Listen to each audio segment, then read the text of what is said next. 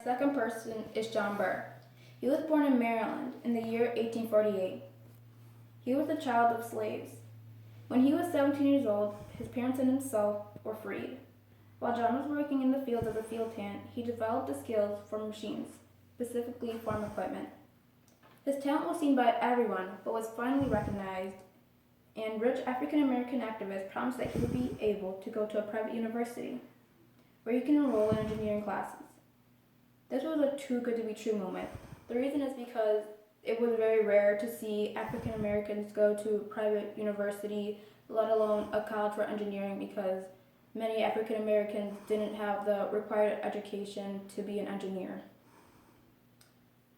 The specific college he went to and his graduation year is unknown.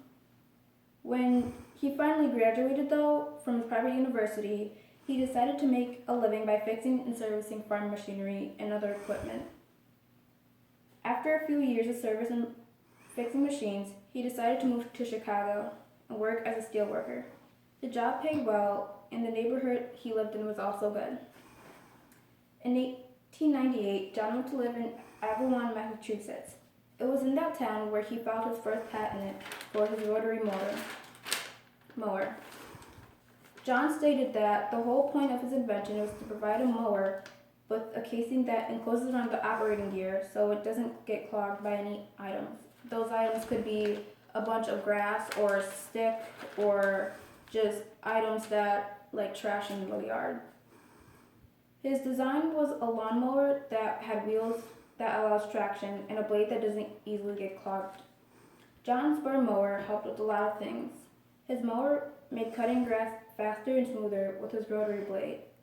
His blade was sleeker and was also thinner, so it could cut grass with more effort, and the person that's pushing the mower would have to use less effort.